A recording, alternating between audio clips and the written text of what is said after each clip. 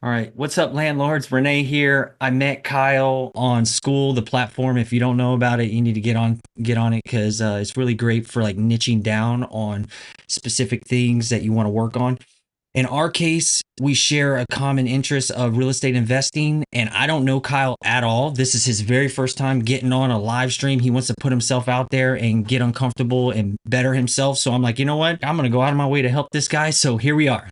Go ahead, introduce yourself. Yeah, thanks, Renee.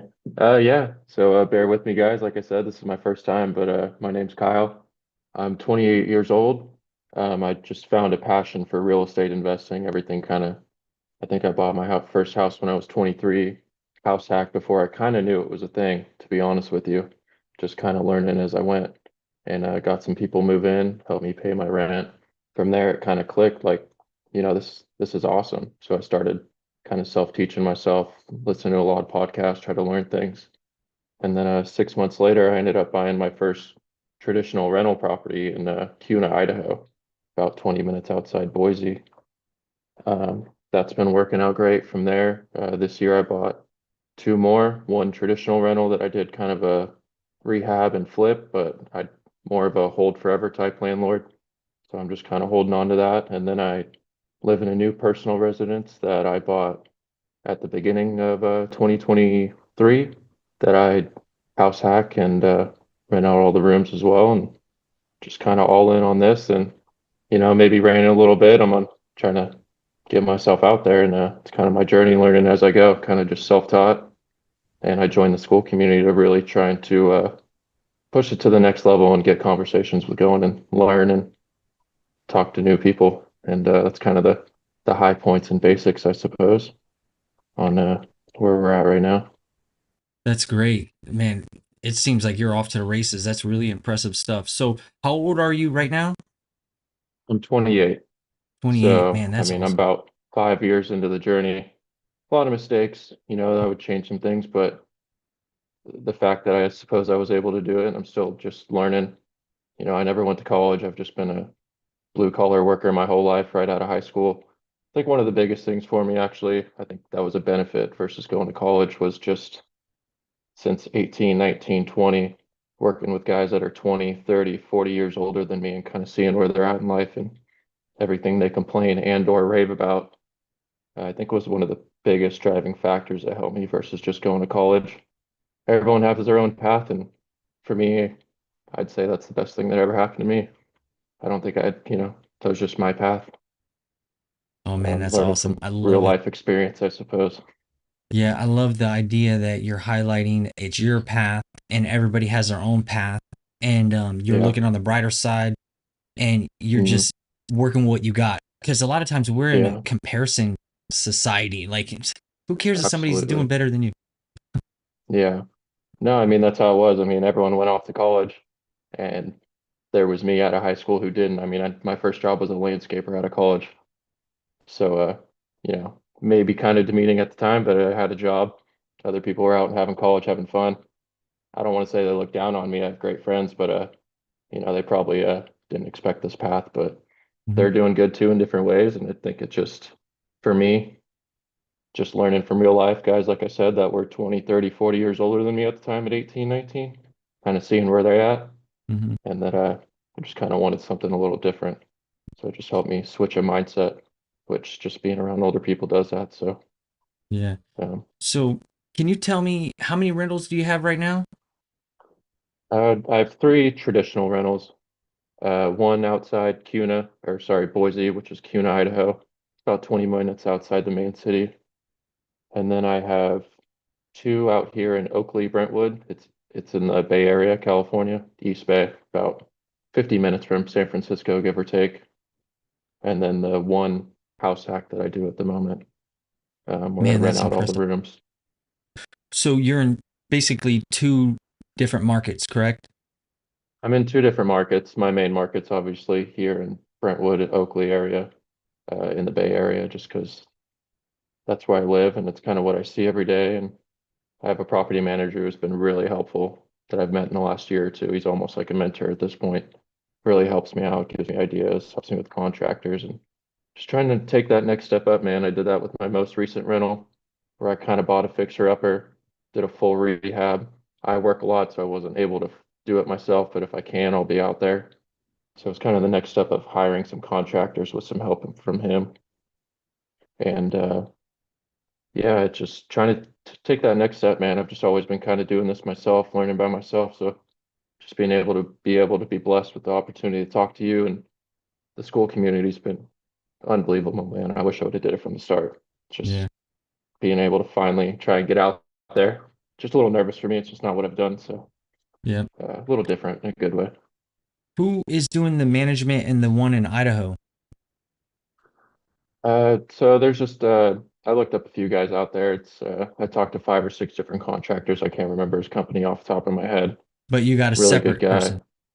separate contract Okay. or sorry, property manager out there because Okay. he's more of a local. He's out there versus here. He's been in Oakley to Discovery Bay for like 20 years. So both of those guys are more of a local type property manager Okay. rather than a big brand, I suppose. So how long you said you've been doing this? 5 years? It's been 5 years since I bought my first house, and obviously learning from there, trying to transition into more of an investor. Okay. Um, so we're S- about 5 years in, yeah, to the journey, and I love it, man. I have so much fun. I could talk about this all day, Yeah, you good. know, just trying to Can learn as you I go. can you share a little bit of like the worst aspects of landlording that you don't like that you've found that is just what you prefer not to do so far? Yeah, sometimes, I mean, I've used a lot of property management, but dealing with the customer sometimes or when they have problems sometimes is a bit of a hassle. It's more the communication because I do work a lot as a blue collar worker. So I'm not always there to respond right away, which is why I kind of use property management because like for example, last Thursday I had a shift that was 24 hours straight, like all day, all night. So and the next day I'm obviously knocked out for a while, trying to recover and rest and back at it, and then maybe back at work and do another long shift. So I have some long shifts in there, so I think that's kind of hard for me sometimes to make the full switch over, Hmm. if that kind of makes sense. But I have been blessed so far with some really good tenants, uh, decent personal connections.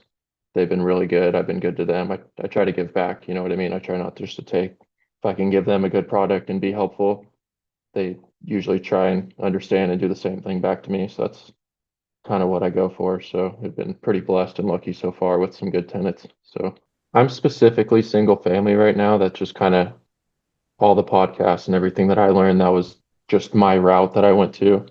Maybe not the best. There's duplexes. I'm always looking into different stuff, but single families, I think at the moment is just what I know best because I can move in, get an FHA loan, fix it myself, kind of move out, work on it. That's kind of what I'm doing at this one, as well. So my first house was normal FHA loan, get in, fix it up myself from top to bottom, move out, make it a traditional rental, and that's kind of the plan with this one as well. What would Um, you say the worst type of rental that you have now, or the ones that you would say you'd want to avoid?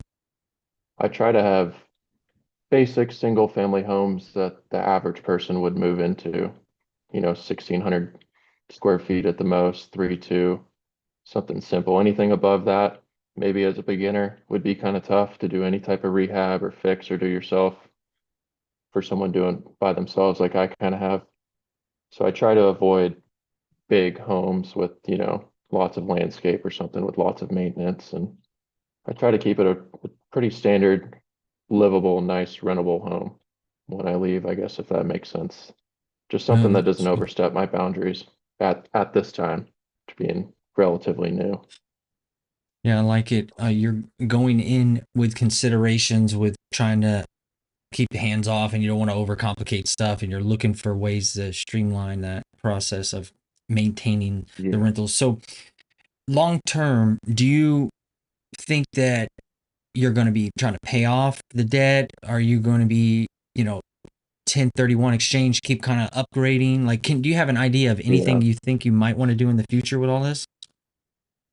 Yeah, that's the biggest question I think I have coming into year 5 right now. I'm trying to float all those ideas, and that's been the biggest part of joining the school is to really get different input and learn from people. But being in California, obviously, especially as a beginner, it's expensive, you know what I mean? So it's high appreciation. Cash flow is not amazing. I'm just trying to figure out how to trade in that equity. I just have a hard time because I'm kind of a hold forever type guy, you know. And then when you're sitting at a few properties at 2.5%, 3.5% as a rental, I mean, I have pulled HELOCs on it to try and get some money out. That's how I did buy one of the newer rentals. So I've utilized some of that, but kind of I guess year five, that's where I'm really trying to push it to the next level and talk to people and try and understand what the best move is. Whether it's Good. like you said, 1031 versus hold. It's a tough balance, you know, Mm, especially for someone that's new. I It's hard not to try and think you're always making the wrong move, but mm, mm. at least try and learn, you know, Yeah. talk to So people. can you tell me a little bit about what you think you might want to do as far as like you getting married, kids? Like, do you want to stay in California long term? Do you have any idea of like how that might go? Yeah, I definitely want kids someday. So I figured at least two, three kids. I'm kind of pushing off. I want to be in a position where I'm financially free or close to it to where I can be there every day or, you know, do things with the kids and family versus, I mean, no offense, I'm not trying to down like as a blue collar worker, you know, if I work 24 hours a day and then you have kids, I don't know how they balance it. It's really impressive. They're amazing guys that do it. They balance both, but I'd like to go all in and be able to be there for just about everything I can. Maybe even give on the side, like kind of what you're doing and give content and just help people out, man. If I can get to that point, that'd be so much fun, you know. I try to do it as I can.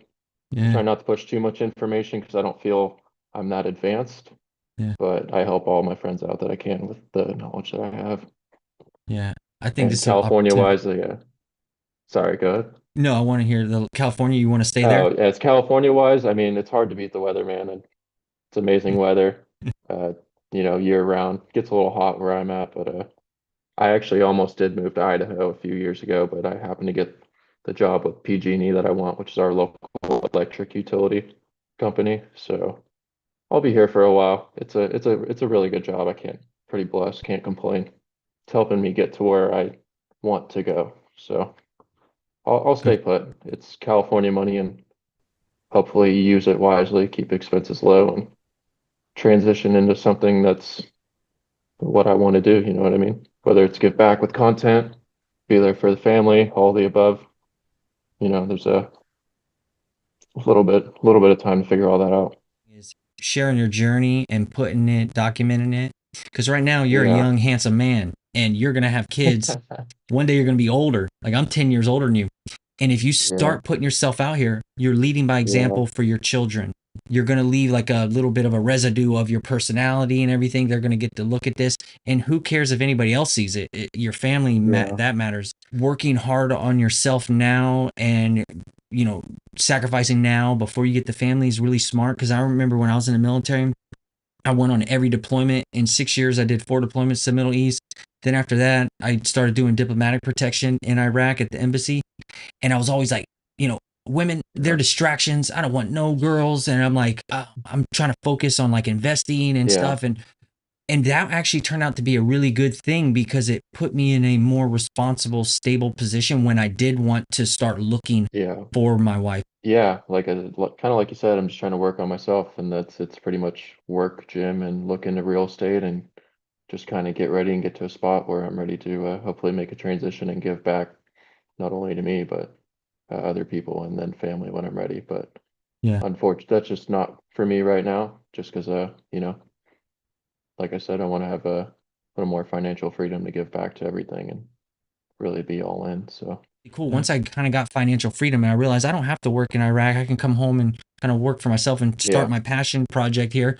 And then I'm like, wait a second, there's synergy or some kind of like feedback loop that's going to benefit me and my family if I go all in with DIY property management. Because I used to manage my rentals from Iraq at the embassy. I'm on a backwards time zone, crappy internet, and I had to figure that's out yeah, systems that let the tenant kind of do stuff. I call it self-service management. It's kind of where I like hmm, partner with the tenant. I give them FAQs. I carry a home warranty. I give demos straight to the point. Like demonstrations on YouTube, an unbranded YouTube channel, which I share with other landlords, part of what I do Yeah. online.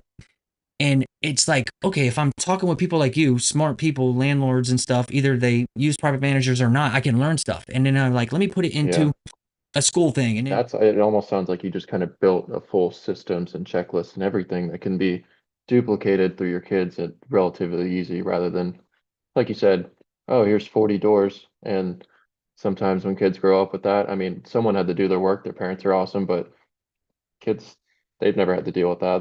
They don't want anything to do with it. So, they're going to take the lump sum. But you build in something that you can pass down, make it easy for them, but keep them engaged at the same time and maybe enjoy it. It's not for everyone, but if you can keep a good system, sounds like you've built to a T that you've learned from everyone, which is awesome. I think that's my next step is really building the system and duplicate it and pass it down. I mean, that's a great idea, man. That's awesome. One of my mm, worries is like one day when I have kids that I do all this work and they almost don't appreciate it. You know what I mean? Or at least I yeah, want to get them involved. You kind yeah, of see that sometimes, unfortunately, and I'd just hate to have that. But everyone grows up a little different. So my parents weren't wealthy, so I learned to maybe help them. And yeah, I don't know. It's hard to say. Sometimes you no. grow up, but if I can do something that you can pass down like you are, that's a great idea, man. That's awesome to hear. Yeah, I grew up in the trailer parks, going to bed hungry with a single mom. She worked like multiple waitress jobs. I was raised by babysitters. I was always ashamed of being poor. I would mow lawns to get just Yeah, regular clothes. I just wanted to be a normal kid. So I'm the kid trying to blend in with everybody else. yeah. I don't want people to see that I'm the poor kid. So that struggle's good. And whenever It I'm is, thinking and about how do yeah, I give this to the kids to try to teach them some lessons and not just have them lots of money. I like real estate because you can't get out of it so quickly. Like you can't click one yeah, button and say sell the stock and or the mutual yeah. funds or whatever. The cool thing about cash flow and rental properties is it's just giving you just enough, a little bit that you Hmm. can kind of use wisely, and you don't get some gigantic lump sum. Yeah, you don't have the trust fund just coming over right away, just coming. So, but that's awesome, yeah. Tell me how you go about with accounting, working with across state lines, and you have a couple property managers. Are they doing the accounting stuff for you, or do you do it? Yeah, I pretty much do most of the accounting. I have an accountant, but it's most of it's pretty basic stuff for the most part. Obviously, I have to have someone kind of do separate taxes for the Idaho thing versus California, so those are separate. But when it's just one property, it's basic stuff. It's keeping track of expenses, rents coming in, coming out, vacancies, expenses, trips. So Okay. it's an easy thing to kind of just keep track of on a spreadsheet or whatever, and I hand it to them, and at the end of the year, kind of gives you your plus minus, and it's more them filing. My property managers are more there to just, take care of the property and maybe handle some problems while I'm at work and doing everything. I'll still love when they call me so I can give input when I can, but there's times, like I said, where I'll have a 24-hour shift or man, last year with all the storms, I was working 7/16s for 2 months straight. So it's just hard for me to be always engaged, but if I can be, I will. It's not a big deal. It's just work wise sometimes what I have to do right now to keep this going. Okay. That's So how it you is. do the spreadsheet for like bookkeeping stuff per property, Yeah, expenses allotted to each property. correct. Okay. Yeah, so you just keep them all separate for properties. Most of it's pretty basic, but then as soon as you have expenses, I just add it in. If I have trips or whatever maintenance, you just keep track of the receipts, Okay. keep it in a spreadsheet. So it's relatively pretty simple. And then if you have all that information like you should and keep it well documented, you hand it to the accountant. Any tax person can really do it relatively easy. So do they collect the rent on your behalf and then they transfer it into your personal checking, or do you have like business LLC checking? Yeah, I have a business LLC checking. So I kind of deposited it. I have a separate one for Idaho and California, so I keep those separate, but uh, they do it a little different. My one here in the East Bay is a little older school, so I get the checks directly from the tenants. And then the one in Idaho is where it goes to him first, and then he sends it off to me, and he kind of keeps his own spreadsheet of that stuff as well. So they're a little different. One's a little old school, one's new school, both awesome in different ways. But the accounting and everything, in my opinion, is for not being a college guy or even that great with computers or spreadsheets at all. and is relatively simple. Keep your receipt, mark it down, and then at the year's end, it's basic. Just add it all together. Yep, yep. What about communications with the tenant? Like, do you get their info or the managers, the property managers, if they have any kind of message from the tenant, they go to you and then they relay it back to the tenant? They're both just kind of like a relay middleman. I mean, if they send him a direct text, he'll pretty much copy and paste both of them and send it to me, or they'll give me a call and tell me what's going on maintenance or say AC's out, and then I kind of make the decision. But they also Okay. know if I work a lot and I know them well enough and I feel comfortable that if I'm not able to answer for them to make an executive decision on my behalf at this Okay. point. I have a good So, relationship on both ends. So okay, so if something breaks, do you give them a dollar amount? Say, hey, if it's below this, just fix it automatically and don't even bother me.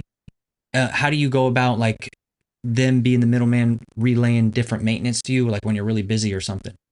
hmm yeah, I guess I haven't given them a dollar amount exactly. I mean, obviously, if it's probably over $1,000, $1,500, he's going to hold off until he gets a hold of me. It's not like I'll be gone for days at a time. I will see a text and get back when I can. Um, for the most part, if it's small stuff, he'll just handle it without even telling me, and then either tell me if there was a price. Sometimes we don't even, we just call it even. So, Do you know how much they mark up stuff? So let's say the HVAC breaks or they send a handyman by, they're going to get their price. They might even have like a vendor dealer relationship yeah, kind of thing where it's like a little bit below yeah. market price. Do you know how much they mark up? Here in the East Bay, he's a little more old school, so he doesn't really mark up. He has contractors that he was always looking for work, side guys, side jobs type thing. So he doesn't really mark it up. Like I said, he's old school, he's older, amazing guy at this point, almost a mentor for me in this area. And it's more of like he'll tell me he has a few contractors. If you want to use them, this is their price. Always feel free to check on your own, which I do. Most of the time I go with him, but there has been a few where like my uncle does HVAC or I can go out there and handle sprinklers and stuff if I'm in the area, which I did not too long ago. And then in Idaho, he's a handyman as well. So if he can fix it, he just charges his own type of labor rate and everything, which I'm sure maybe he has a small markup type thing, but that house is relatively newer. Not a lot of maintenance problems on that one. But so I got a decent setup, especially here. Really good guy. Very blessed to have him. Would Yeah. help me with any question I had. So that helps a lot out here. That makes me feel more comfortable for sure. Oh yeah. The handyman, I think, is something that's underrated. People throw it around, hey, you Oh, need one and stuff. But unbelievable. yeah, for me, Unbelievable. my handyman is like a friend in the wealth of Yeah. nations. They used to be called, I think, in England or Scotland or maybe around that area, they used to be called cottagers or whatever. So the handyman people back then, they would work their normal job, farming or whatever, but there's off seasons. So they would give farmers and landlords a low rate. And this relationship goes way back. So it just made me think of handyman as being more valuable and I really appreciate them more. So I Yeah. want to treat them differently than any other contractor that I might be hmm hiring? Absolutely. I mean, what you explained, because like I said, my property manager here in Oakley is a little more old school. He has a handyman that he uses. If he can use him, his name's Ray, he uses him for everything, and he's helped me out. I mean, just the coolest guy ever. They have this relationship that goes back 10, 15, 20 years. I mean, they send each other Christmas cards. He sends him, Yeah. buys his Thanksgiving turkeys for his Yeah. handyman, and he's worked on probably three of my properties and just the amount of money he's saved and the work that he does and just how good of a guy he is. I mean, I know he's under market value, so when he does a job, I Yeah. try my best to do whatever I can to help him out and make it easier, throw him maybe a little extra cash or get him waters or bring him, whatever I can. But he's been unbelievably helpful in my journey as well so far, which thanks to my property manager, I got a good relationship with him as well too. It's just unbelievable. I mean, very blessed to have met these guys, you know what I mean, help me on my journey. So Yeah. That's cool to hear you re-echo it back and reaffirm it because yeah, I'm over here on the other coast and I'm having the same experience with that and I value yeah, them when I text them because sometimes they're like old school, like, because the guy I have works Yeah. full time at Home Depot, and he'll text or call. He doesn't want any emails. He doesn't want any My Zelle. the He's like, send me handyman's a the check. same way. I give him cash and Yep. he's an older guy. He gets his family to go work with them. And I mean, he just calls me because texting him, I don't want to say is useless, but he's not the best Yeah. texter, but just amazing guy too. Best attitude I've ever seen out there working on a house in the like just just an unbelievable guy. But Yeah. I was just trying not to smile and laugh because everything you were saying before that, that was just the first thought in my head was Michael and Ray. And Yeah. I mean, that was them to a T. So That's it was awesome. funny to actually hear from you as well. Yeah. So cool, man. And are you cool with time? Is everything okay with you so far? Yeah, I got plenty of time, man. I made sure Okay. I could make this as long as short as we needed. I've been looking forward to it for a while, nervously and excited. So Yeah. It's funny because I couldn't find you. I usually like to look up the people I talk to, try to figure out like their digital footprint or their get like a vibe of them. And sometimes yeah, podcasts get like boring to me after a while, and that's why I like to mhm, go in this blind. I don't know you, and I'm like, this is yeah, kind of a little unknown. You got to be brave. I got to be brave, yeah, and yeah, I like to sometimes be like, hey, I'm gonna tell you everything I learned about you, but I couldn't find anything yeah. on you. It's funny because I tried outside of high school, I did the opposite. I tried to keep my social media presence away and kind of focus on, real life. Don't get me wrong, I'll post a random thing here or there about the house, but I don't know if I was just kind of work in silence kind of thing, which and I always battle back and forth of getting myself out there because that's how the world is nowadays, and that's what you Yeah, need to do, and not trying to show off or I just trying to work on myself. I battle between when I post stuff off versus showing off, but in reality, I just trying to show it is possible because there's plenty of people my age that still live at home and say buying a house is unaffordable, and I'm in one of the most unaffordable housing markets in the nation, and it's doable. I mean, there's creative financing, there's just different stuff. You know what I mean, man? It is possible, and if I could get that message out there in one of the most unaffordable housing markets with a lot of mistakes made, and I'm not the best, don't get me wrong, but it is possible. I kind of like the underdog thing too.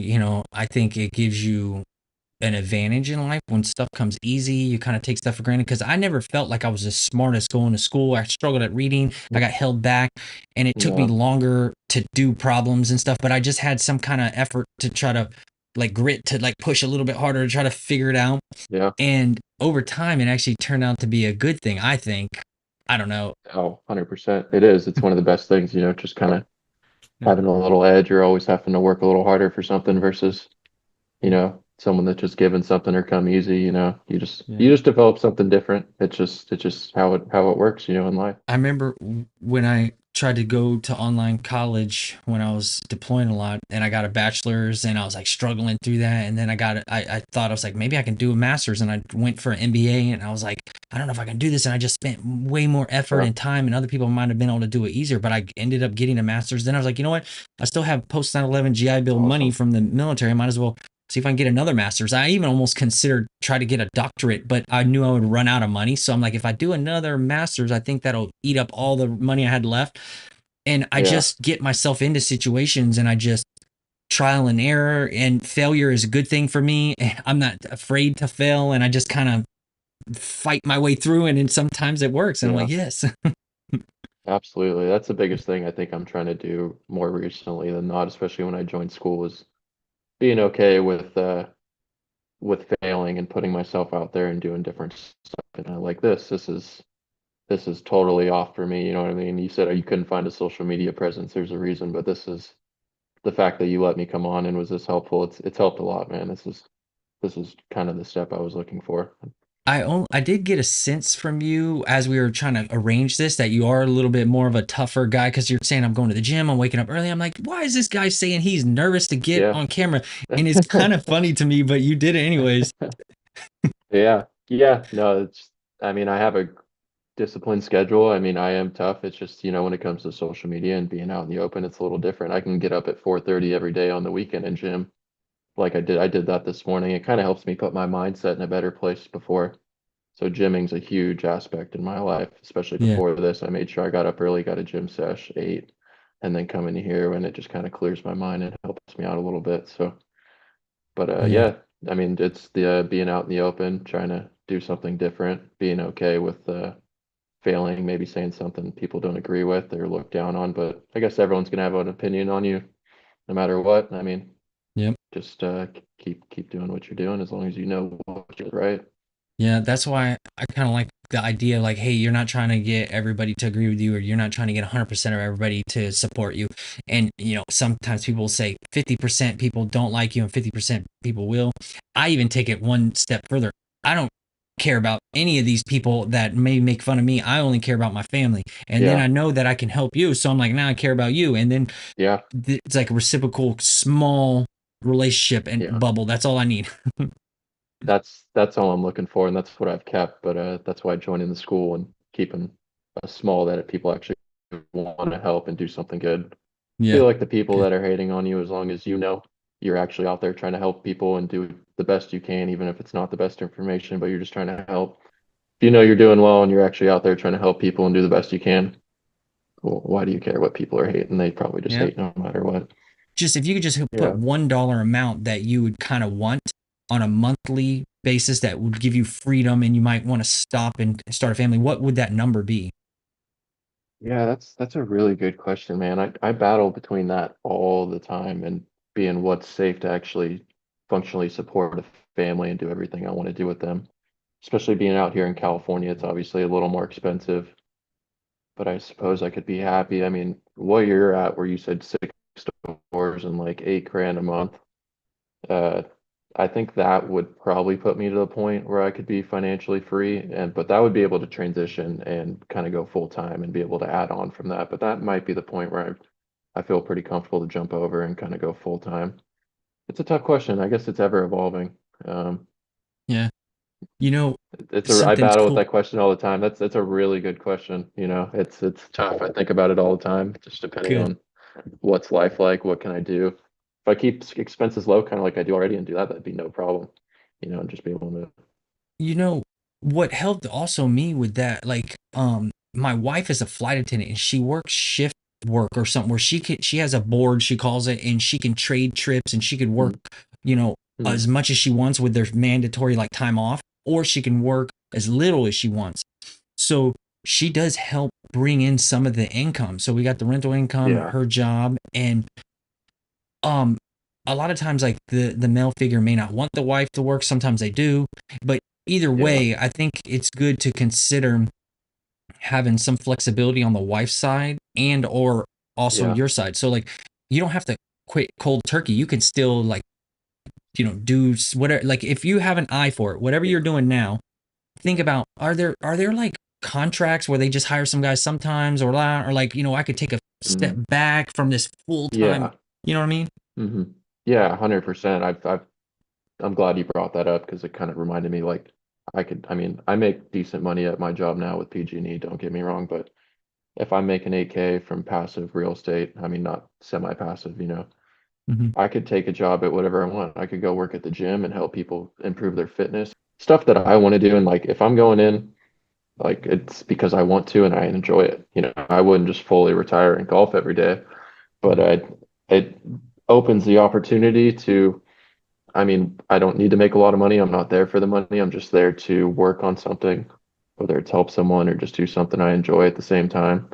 And then, you know, bring my kids to it, or it just depends, but it just opens up the opportunity rather than me be like, yeah, I'm going to be in Napa for 3 weeks at work, and just gone. So it just opens up an opportunity to work on what I want to do and be excited to be there every day when I do. So I want to try to give some feedback. So my feedback, that'd be take it with a grain of awesome. salt. I can be completely off topic. I'll just say some stuff that I think I gathered, and I'm just I talking. whatever, man. I love any kind of, Okay. feedback, good, bad. Bad's always really, Yeah. best thing you need to hear sometimes. You don't always want to hear good stuff Yeah. 24/7. That means That's people are good. probably lying to you. So And then I got like three random questions kind of thing at the end. But the first little bit of feedback is I kind of would like to challenge you to know more exactness of what your property managers do, because this is my reason. I feel yeah. like you've got a good setup now, but they're older gentlemen. Imagine if, life takes Yeah. them out, or Hmm. they retire suddenly. Imagine if they don't even give you a heads up that Yeah. they're retiring. Imagine, like, if life takes them out, could you just pick up and keep going? Just so I just kind of like the idea of knowing more exactly what they do. Yeah. Like documents, tools, tips, points of Hmm. contacts, and all that stuff. You know what I mean? No, I mean, like I said, the one here in the East Bay where I have most of my properties is an older gentleman who just happens to be in great shape, still mind sharp, but you hate to say it, you just sometimes you don't know. And if he decides he needs to retire for mental or health or just, he's been doing it long enough, am I supposed to just trust his daughters? We're back to the kid situation that cares and has as much passion as he did. Hmm. I mean, that could be a very realistic thing in 2, 3 years for all I know, maybe even less. So that's Yeah. a really good question for me to look into, 100%. Yeah. And I think it's good because who knows, maybe one day in the future you might take over kind of like what I did, because I did start out with property Yeah. managers, a property manager. And after a while, see, like, there's this weird dynamic that I experienced when I remember having a property manager. Like during turnover, or they do something that I can see the value, and it's like I got a big invoice and I pay for that. It's Hmm. expensive, I know, obviously, but you're kind of like, okay, he earned his keep and it makes sense. But when month after month after month goes by and nothing is happening, Yeah. but I keep getting invoice, Yeah. I don't feel like I'm getting the value anymore. But then when something comes up, it's like, oh, okay, now this period right here, I feel It that you makes earn your sense. keep. Yeah. So I don't know. It's just something to consider. Maybe you might take over in the future too. No, I agree. I've already thought about like a hybrid or switching over eventually. He's just been such a good mentor, and we Yeah. do have a good setup at the moment. It's hard to just be like, thanks for the help. Yeah. But I I'm learning from him as I go too. He lets me do a lot of hands-on thing and calls me for the decisions. So it's kind of like learning as well with training Mhm. wheels.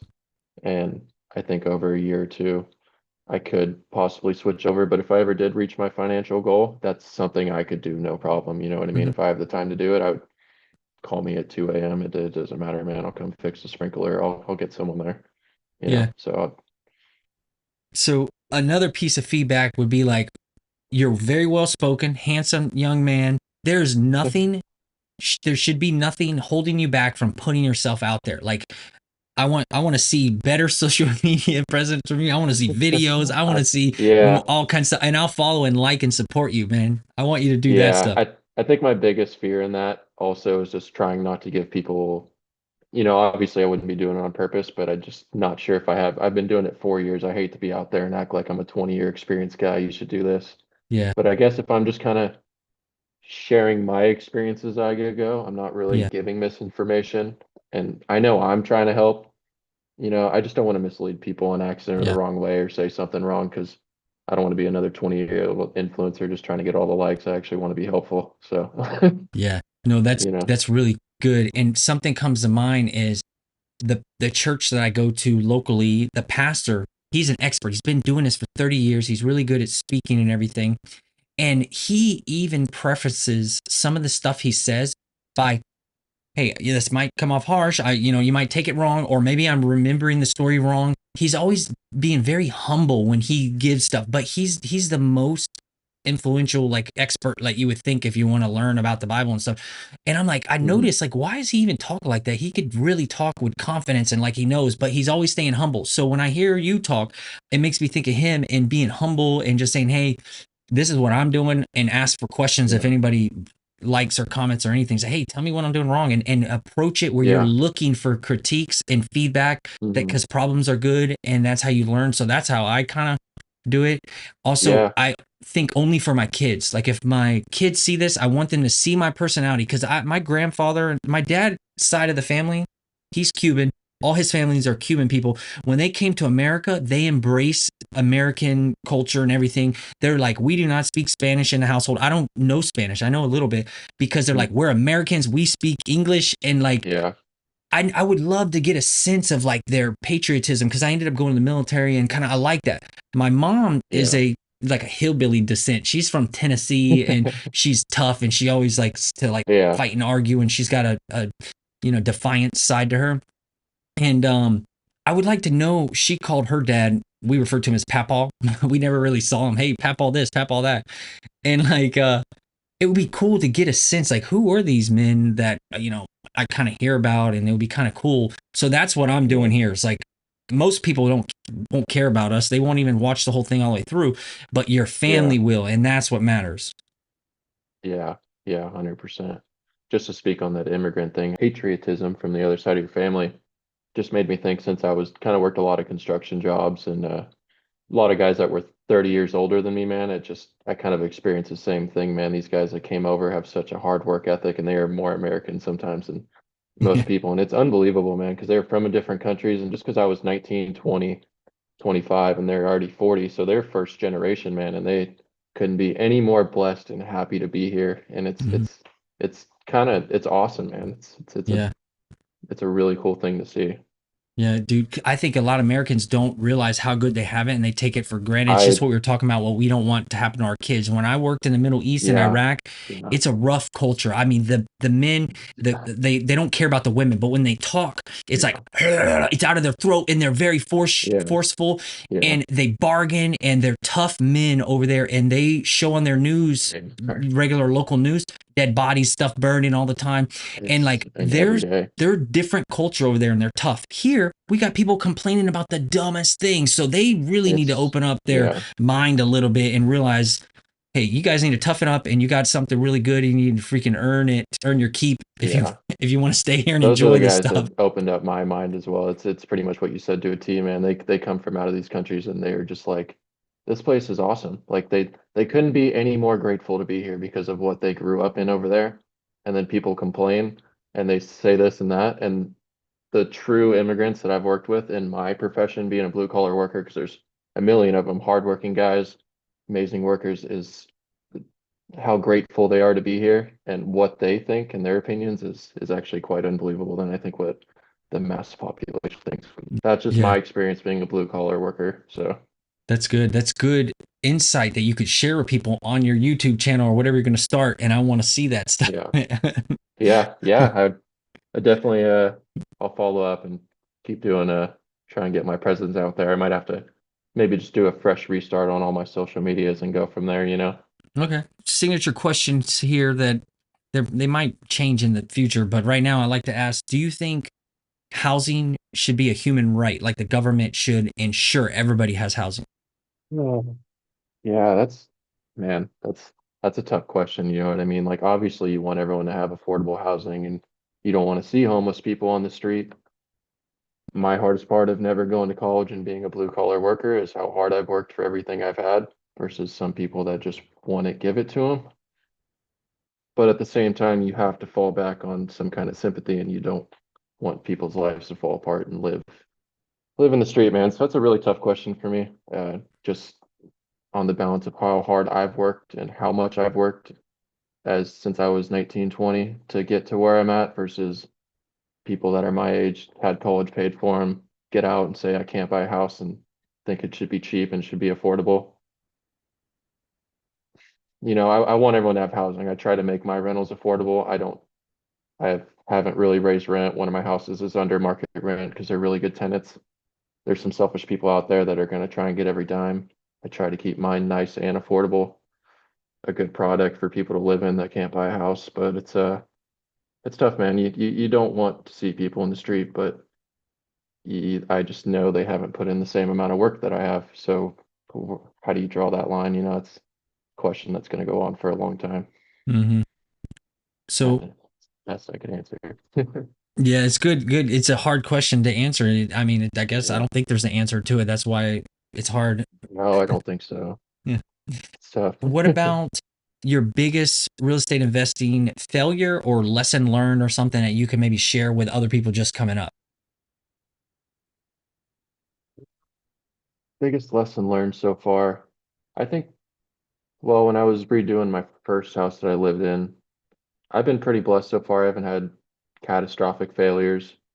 I've had some good interest rates, but just trying to keep maintenance down on the house sometimes, you know, you want to try and have it least problems as possible. Like my first house, I tried to make it look nice. It has unbelievable landscaping. I built in this little walk down fire pit.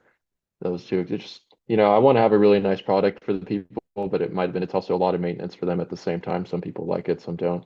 I don't know if that's much of a failure, but I think it's an advice I've took forward with the rest of my houses is I still want them to look nice. I don't want just gravel rock everywhere, but somewhere in between with low maintenance for the tenant, especially out here where it's already very expensive in multiple aspects from electricity to water to every bill to gas, is trying to keep maintenance down for them as well and make it affordable. So it's not much of a failure, I guess more of an advice that I learned as I'm going to try and Yeah, find a that's really balance good. of very affordable for them, just because it is very expensive out here. And to Yes. make them, because they pay all the bills, so if they have to keep my grass green and plants and $400 water bills plus PG&E out here is already ridiculous. Just trying to keep something, I try to keep it very, I want to have a nice product for them to live in and I want them to feel homey and happy, but trying to keep it affordable for them as well. So maybe they can move out and buy a house. I'm not trying to price gouge them. If they move out, that's awesome. You know what I mean? And buy a house. It's not my goal to keep them as a renter forever, I suppose. It'd be nice if it works for them, but trying to keep expenses down to help them out, I guess. I don't know if Very I good. answered that perfectly, but No, I like it. What you were saying makes really good sense. It makes me even think like maybe there needs to be some schooling uh, to like teach people, renting is a stepping stone. Maybe you should try to yeah, consider buying. If not, maybe being a landlord. There should be school yeah. classroom discussions about that Oh, when you're yeah. young to learn about this stuff soon. I agree. I mean, that's been my biggest thing was just learning. I think just because I didn't go to college, I was able to learn some other stuff. And I did move out when I was 20 and rent an apartment with a friend. So I did the renting aspect too. And then they ended up remodeling, kind of kicking us out. But that's when it kind of switched and got the first house and house hacked and lived for free. And it steamrolls from there, man. It snowballs. It starts off really slow. I still really Mhm. slow 5 years in, but it does start to compound over the years. So Yeah, life lessons the best teacher right there. So yeah, 100%. when how do you help people like or like how can people get in contact with you if you're going to change your social medias or whatever, are you going to give those to us? I can put them below somewhere. Yeah, so I mean, I usually help out friends. Everyone's always asking me, so I try to give them the best advice, especially since everyone's 26, 27, 28. I share all my experiences. They can do what they want with it. Try to anytime they can call or text me. Okay. But as of social media, I'll make some new accounts, kind of go fresh start and start. Anyone that just wants to talk, man, this is fun. That's what I'm trying to do anyway, is talk. And anyone that's nervous, don't be nervous, man. There's no one more nervous than me coming on this call trying to explain this. Like I said, he couldn't find a social media presence for a reason. I kind of keep to myself, but I think my next step is just trying to just talk and help people or just talk. I don't know. Just that's the next step for anyone that's quiet. So, and then I'll make some new social media accounts, chat again, or I'll throw them over to you and get it out there. So throw it in the school app and go from there. Okay, cool. So my final question will be, is there anything I can do for you that you could think of?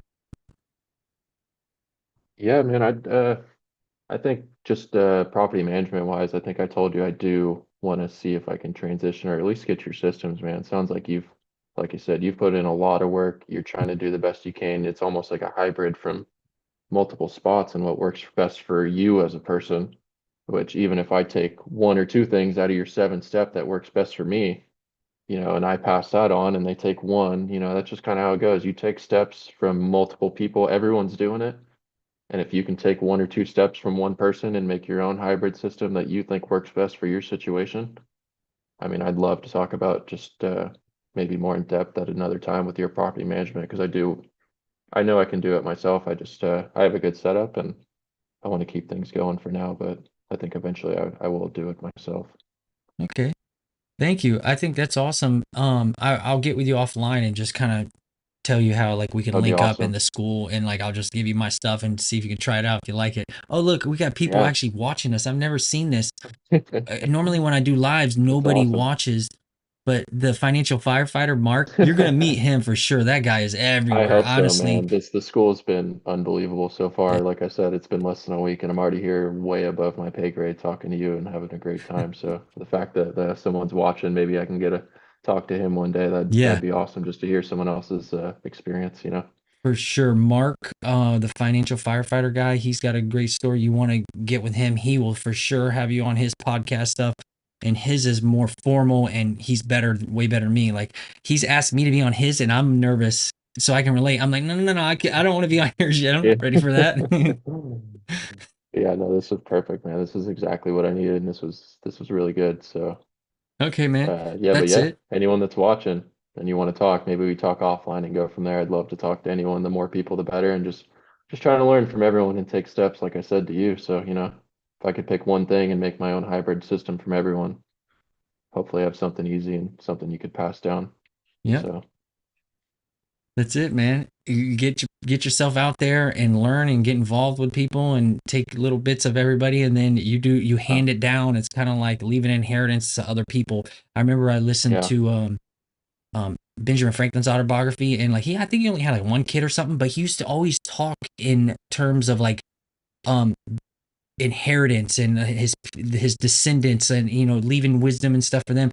And I think he was talking like all Americans and stuff. So like Hmm. not just family, like you're helping other people Yeah. that are blue collar Yeah. workers that relate with you. Yeah, and that's the biggest thing, man. If I could just reach out to normal everyday people, even, like I said, didn't go to college, didn't do anything, worked as a landscaper, just worked blue collar jobs. I mean, it's possible. Most unaffordable market in the country, damn near. And if I could even pass on one thing to get them into a single family residence that they live in for the rest of their life, man, my job's semi-complete, man. Just help one person do one thing. Yeah, it's rewarding too. That's awesome. Well, thank you so much, Kyle. I think I'm going to end the stream and then I'll finish up with you on Zoom. Yeah. No, that was awesome, man. I really appreciate you having me on. That was a lot of fun. I'd love to chat again anytime you're available. I'll try and make myself available. And this was exactly what I wanted. So hopefully Great. keep going from here. Awesome. See you later.